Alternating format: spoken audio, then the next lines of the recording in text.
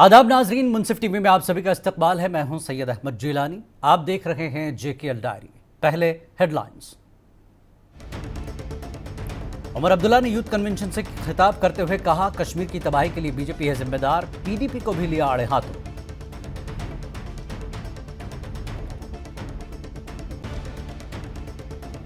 BJP के तर्जमान अल्ताफ ठाकुर ने उमर अब्दुल्ला को दिया जवाब। कहा, उमर नए इत्तेहाद से हैं खौफजदा और उन्हें इंतखाबात से में शिकस्त का है खौफ।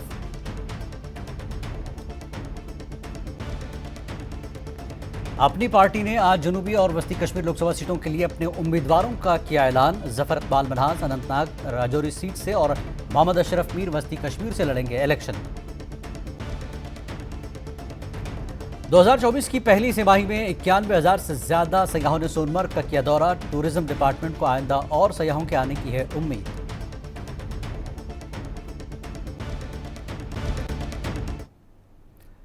और अब खबरें तफसील से। नेशनल कॉन्फ्रेंस ने आज श्रीनगर के पार्टी हेडक्वार्टर में एक रोज़ा कन्वेंशन मुनक्किद किया, जिसकी सदारत उमर अब्दुल्ला ने की।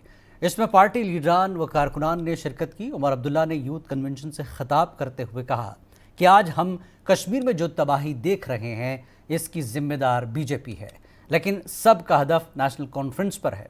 उन्होंने मजीद कहा कि हमारा कसूर ये है कि हमने 5 अगस्त 2019 के फैसले को मंजूर नहीं किया।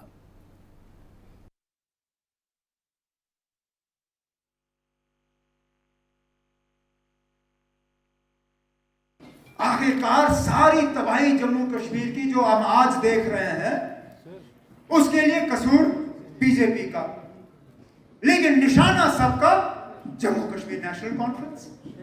जिसको भी देखें, नेशनल कॉन्फ्रेंस के अलावा उनको और कोई टारगेट मिलता नहीं है। इंतजामिया कहती है कि हमें आपके लोगों को सिक्योरिटी फराहम करने के लिए लोग नहीं है। हर मीटिंग में हमें यही कहते हैं। जब हम उन्हें शिकायत करते हैं ना कि हमारे मिनिस्टर हैं एक्स, उनके पास आज एक भी PSO नहीं है, कम से कम उनको सिक्योरिटी दे दीजिए, वो कहते हैं ना हमारे पास लोग नहीं है, लोगों की कमी है। लेकिन वो लोगों की कमी तब नजर नहीं आती जब हमें गाली देने वाले लोग जो हैं उनको फटाफट PSO मिल जाता है। और ये हकीकत है। एक भी नई चीज टूरिज्म के लिहाज से आपने बनाया नहीं। होम मिनिस्टर साहब कहते हैं कि 40 साल यहां कुछ नहीं हुआ, 60 साल यहां कुछ नहीं हुआ है ना। आप बताइए ना, इन 6 सालों में आपने क्या बनाया? हम आपको SKICC दिखाएंगे, हम आपको गोल्फ कोर्स दिखाएंगे, हम आपको स्कीम्स दिखाएंगे, हम आपको यूनिवर्सिटियां दिखाएंगे। वहीं उमर अब्दुल्ला ने आज कहा कि उन्हें यकीन है कि कांग्रेस सूबे कश्मीर की तीनों सीटों पर NC उम्मीदवारों की हिमायत करेगी, जबकि NC जम्मू की 2 सीटों पर कांग्रेस उम्मीदवारों की हिमायत करेगी। उमर ने इल्ज़ाम लगाया कि उनके उम्मीदवारों को रैलियों के लिए मुनासिब सिक्योरिटी सहूलियात फराहम नहीं की जा रही है।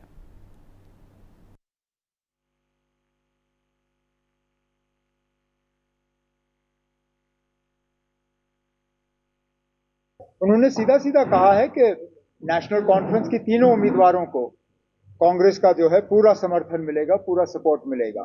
2 दिनों के अंदर अंदर दिल्ली जाके आपको पूरी तरह से इस चीज को क्लियर कर दिया जाएगा कि नेशनल कॉन्फ्रेंस और कांग्रेस जो है वो मिलके इन 5 सीटों पे 5 उम्मीदवारों की कामयाबी के लिए जो है पूरी मेहनत करेगी। बीजेपी के तर्जुमान अल्ताफ ठाकुर ने उमर अब्दुल्ला के बीजेपी के खिलाफ बयान पर रद्द-ए-अमल ज़ाहिर करते हुए कहा कि उमर नए इत्तेहाद से खौफजदा हैं और उन्हें आइंदा इंतखाबात में शिकस्त का खौफ है। ठाकुर ने मुंसिफ टीवी से बात करते हुए कहा कि बीजेपी तमाम सीटों पर उम्मीदवार खड़े करेगी, लेकिन हम ख्याल जमातों की हिमायत करने का भी सोचेगी।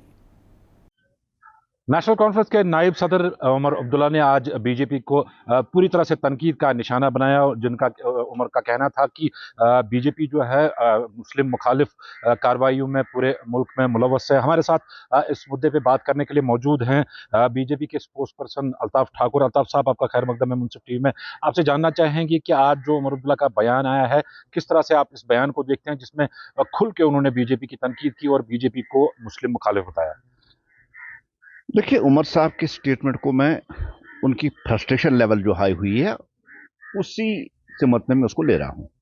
और उमर साहब किस मुसलमान की बात कर रही है और किस इस्लाम की बात कर रही हैं? ये वही तंजीम है जिन्होंने जब जुल्फ़िकार अली भुट्टो को फांसी दी गई तो यही वो तंजीम है ना जिन्होंने यहाँ कुरान शरीफ जलाई, जिन्होंने यहाँ के बुजुर्गों की दाढ़ी मुंडवाई, जिन्होंने यहाँ की दरगाहों को जलाया, ये वही तंजीम है। और ये हमें इस्लाम सिखाएंगे, ये उमर साहब हमें इस्लाम सिखाएगा। अब मैं उसका जाती अटैक नहीं करना चाहता हूं, लेकिन बहुत कुछ कहने के लिए, और कम से कम उमर तो हमें इस्लाम का दरस न दे। कुरान शरीफ जलाने वाले, बुजुर्गों की दाढ़ी मुंडवाने वाले और इस्लामी दरस का जलाने वाले हमें इस्लाम का दरस नहीं दे। भारतीय जनता पार्टी की पॉलिसी है सबका साथ, सबका विकास और सबका विश्वास। और सबसे बड़ी बात है जो भारतीय जनता पार्टी की पॉलिसी है वो टेररिज्म है। टेररिस्ट किसी भी रंग का हो, किसी भी शेप में हो, या किसी भी मजहब को हो, टेररिज्म या स्टोन पेल्टर्स को खत्म करना भारतीय जनता पार्टी की पॉलिसी है। उमर की निशाने पे यहाँ की पॉलिटिकल पार्टीज भी हैं, जो खासतौर अभी आपने कहा कि जो अलायंस बनने जा रहा है, जिसमें वो अक्सर कहते रहते हैं कि ए टीम बी टीम वगैरह जो कहते हैं, उनके निशाने पे ये थे कि ये पार्टियां जो बीजेपी को सपोर्ट करती हैं, जबकि बीजेपी पूरे मुल्क में ऐसे एंटी मुस्लिम एक्टिविटीज़ में, किस तरह से आप पूरे सिनेरियो को देखते हैं जो एक इतिहाद जो एक नया बनने जा रहा है, किस तरह से आप इसको देखते हैं? देखिए, बीजेपी एक ऐसी छतरी है और इसका साया इतना अच्छा है, इतना मीठा इसका साया है कि हर कोई इस साये के तहत आना चाहता है। और वक्त वक्त पर सारे लोग इस साये के नीचे आ गए। उमर साहब तो वाजपेयी जी की गवर्नमेंट में मिनिस्टर रह चुके हैं, फॉरेन मिनिस्टर, राज्य मंत्री रह चुके हैं फॉरेन अफेयर्स के। पीडीपी हमारे साथ उन्होंने गवर्नमेंट की है। और आज अगर कोई और लोग इस साये के नीचे आना चाहता है तो मुझे इनको एलर्जी है। मैंने कहा ना, सिंगल एक एजेंडा है, सिंगल एक पॉइंट है, हार दिख रही है, हार का डर दिख रहा है। इसलिए अब इस लेवल तक वो आ गए हैं कि जाती अटैक तक वो इन पे आ गए हैं। लेकिन जहां तक लोगों का ताल्लुक है, नेशनल कॉन्फ्रेंस यहां से हारेगी, नेशनल कॉन्फ्रेंस जीतेगी नहीं। गुलाम नबी आज़ाद हो, सजाद साहब हो, या और कोई जो श्रीनगर से आता है, जो ये अभी गठबंधन बनने जा रहा है, उससे खूब ज्यादा हो चुकी है नेशनल कॉन्फ्रेंस। और दूसरी सबसे बड़ी बात, एक बात है कि नेशनल कॉन्फ्रेंस की फितरत में ही धोखा देना है। क्या ये माना जाएगा कि बीजेपी गुलाम नबी आज़ाद और सजाद लोन को ही नॉर्थ और साउथ में सपोर्ट करेंगे या अपने कैंडिडेट्स भी सामने करेंगे? देखिए, अभी तक कोई ऐसा हमने कहा नहीं है इशारा कि सपोर्ट करेंगे, लेकिन लाइक माइंडेड पार्टीज जितने भी हो, जो लाइक माइंडेड पार्टी हो, जिनका मिशन है, वो जिनका विजन हो, जो सबसे पहले देश को मानते हैं, देश के बाद पार्टी और उसके बाद सेल्फ लास्ट, जिस तरह से भारतीय जनता पार्टी की ले रही है, हर उस तंजीम, जिस तरह से एनडीए का गठबंधन बना है या एनडी गठबंधन बना है, अगर यहाँ कोई गठबंधन बनता है तो उमर साहब को एतराज क्यों है? हम अभी भारतीय जनता पार्टी तीनों जगहों पे अपने कैंडिडेट अनाउंस करेगी बहुत जल्द, और हमारी जगह इलेक्शन लड़ेगी। और हमने पहले भी कहा है 5 की 5 सीटें भारतीय जनता पार्टी इस बार जम्मू कश्मीर से ले लेगी। और यही खूब और यही दहशत हार का उमर साहब की आंखों में दिख रहा है। इसलिए इस लेवल तक मुंसिफ टीवी से बात करने का शुक्रिया। इनसे नायब सदर उमर अब्दुल्ला ने पीडीपी को आड़े हाथों लेते हुए कहा कि नेशनल कॉन्फ्रेंस और कांग्रेस आइंदा लोकसभा इंतखाबात मुश्तरका तौर पर लड़ेंगे। उन्होंने कहा कि चंद दिनों में तस्वीर वाज़ेह हो जाएगी, क्योंकि इस सिलसिले में जल्द ही दिल्ली से ऐलान किया जाएगा।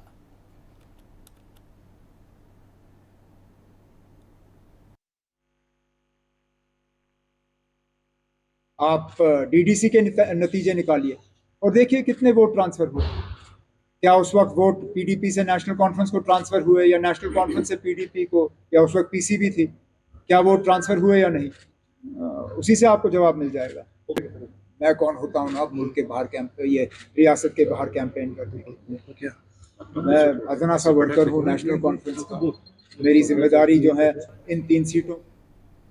जम्मू कश्मीर अपनी पार्टी ने आज जनूबी और वस्ती कश्मीर लोकसभा सीटों के लिए अपने उम्मीदवारों का ऐलान किया। पार्टी की पार्लिमानी कमेटी के चेयरमैन दिलावर मीर के मुताबिक जफर इकबाल मनहास अनंतनाग राजौरी सीट से और मोहम्मद अशरफ मीर वस्ती कश्मीर से इलेक्शन लड़ेंगे।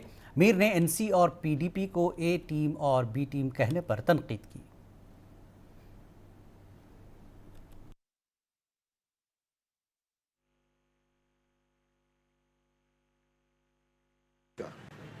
लेकिन उनसे पूछते जो ये इल्ज़ाम हम पे लगा रहे हैं वो किस टीम में शामिल थे? Why don't you ask PDP? Why don't you ask National Conference? Where were they? They were with BJP. They were part of BJP. How can they blame us?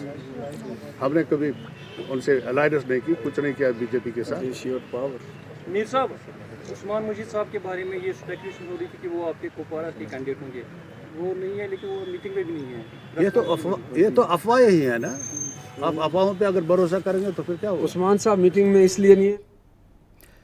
National conference ने आज town hall Pampore में party का एक इजलास मुनक्किद किया, जिसमें member parliament और नेशनल कॉन्फ्रेंस के senior leader retired justice Hasnain Masoodi ने कहा कि मरकज़ वादी में अमन और तरक्की के बारे में गलत बयान दे रहा है। उन्होंने कहा कि अगर वादी में अमन है तो हमारे बच्चे बाहर की जेलों में क्यों मुक़य्यद हैं। उन्होंने मजीद कहा कि करगिल और लद्दाख में होने वाले एहतजाज मरकज़ की तरफ से दिए गए अमन के झूठे बयान की एक और मिसाल है। हमारा मानना है कि 370 जो मनसूख किया गया वो मुल्क के मफाद में नहीं। क्या यहाँ पर गैर यकीन ख़त्म हो गई? फिर क्यों लद्दाख और कारगिल इस वक्त बरसर पैकार है? अगर सब कुछ ठीक हुआ था तो वहाँ की वो यहाँ पर क्यों बेतरानी है? और यहाँ के सैकड़ों नौजवान क्यों फिर जेलों में हैं, मुल्क के मुख्तलिफ जेलों में हैं? तो अगर सब ठीक होता तो वो जेलों में नहीं होते। और दूसरी बात यह है कि यहाँ के जो Jammu Kashmir nationalist people's front ने रियासती नायब सदर शाहनवाज की सदारत में बडगाम में एक प्रोग्राम का इनेकाद किया। कन्वेंशन में लोगों की बड़ी तादाद ने शिरकत की। पार्टी ने कश्मीर की सियासी जमातों को निशाना बनाया। नायब सदर ने कहा कि कौम परस्त पार्टी का यकीन नौजवानों और तरक्की के कामों पर है।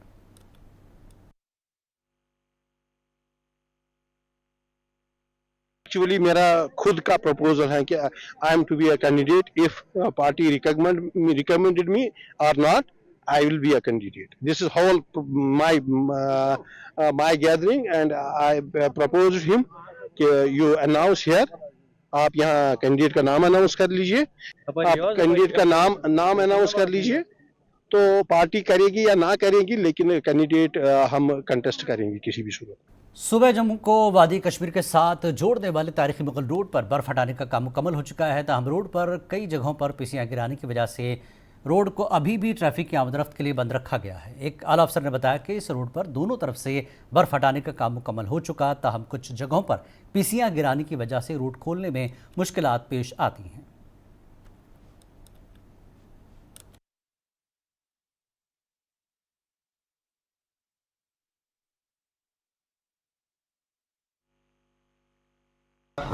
मेन जो प्रोसेस था स्नो क्लियरेंस का वो क्लियर हो चुके हैं। स्नो क्लियरेंस थ्रू है, थ्रू एंड थ्रू पीपी गली तक हमारा जो है पूरा कंप्लीट है। लेकिन अभी जो है वहाँ पे रास्ते में बहुत जगह पे जो है स्लाइड्स आती हैं, शूटिंग स्टोन्स आती हैं, उसका थोड़ा इशू है। वो क्लियरेंस साथ साथ हमें करनी पड़ रही है। तो अभी तक तो मैकेनिकल वो कर रहा था, तो अभी आगे जो है इसमें वस्ती कश्मीर के एक मशहूर सयाहती मकाम सोनमर्ग में इस साल के पहले 3 महीनों में सयाहों की तादाद में नुमाया इजाफा देखने में आया, जिसमें तकरीबन 91,586 सयाह शामिल हैं, जिनमें 3,079 गैर मुल्की भी शामिल हैं। एक एहलकार ने बताया कि इस साल के आगाज़ से ही सयाहत में गैर मामूली इजाफा हुआ है।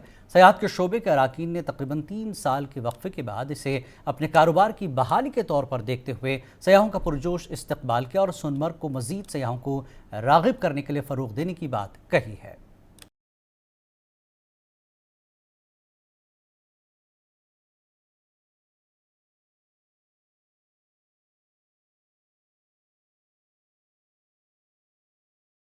बारामूला में पुलिस ने बदनाम ज़माना मुनशियात फरोश की जायदादें, 1 किनाल 10 मरला अराजी और 1 मंजिला रिहायशी मकान जिसकी मालियत तकरीबन 20 लाख रुपए है, जब्त कर ली है।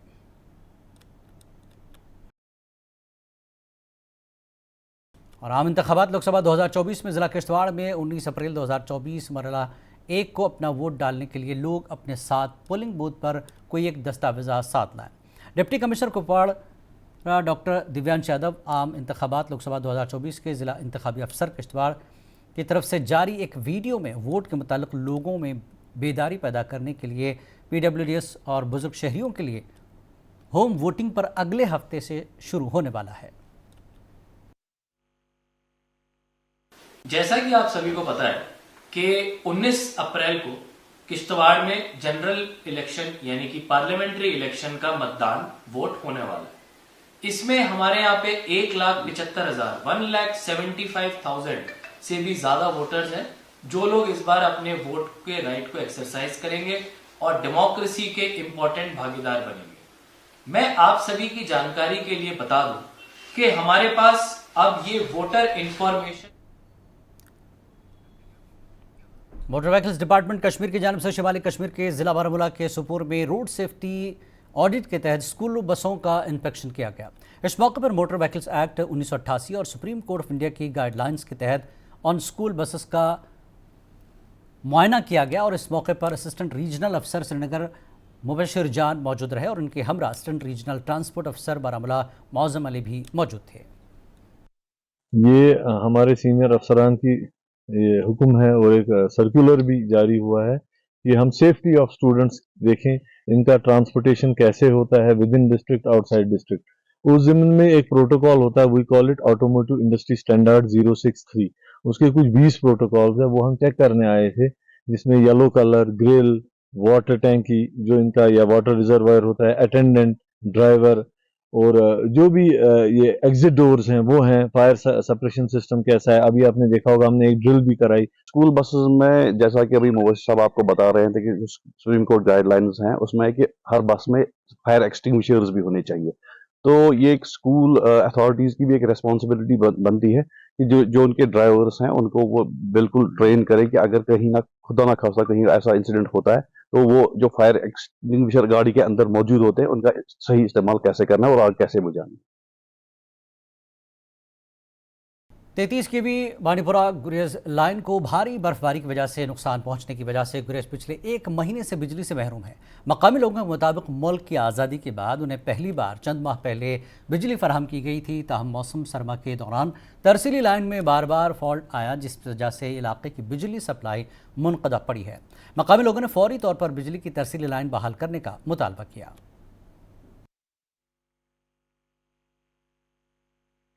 पोल जो गिरे थे वो कोई ग्लेशियर की वजह से नहीं गिरे हैं, वो खुद गिरे हैं मटेरियल कमज़ोर होने की वजह से।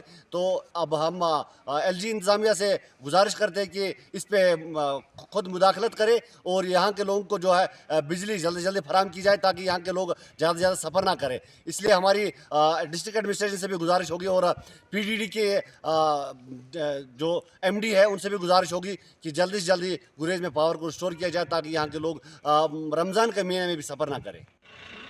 हम काफ़ी मशकूर थे इस साल जब हमें 33 केवी ट्रांसमिशन लाइन यहाँ गुरेज में बिछाई गई कि अब हम 24 घंटे पावर देखा करेंगे।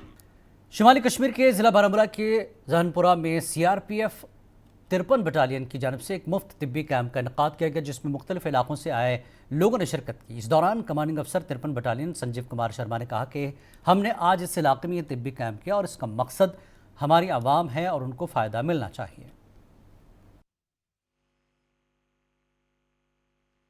जैनपुरा घंटामुला शीरी में आज फ्री मेडिकल कैंप लगाया गया है।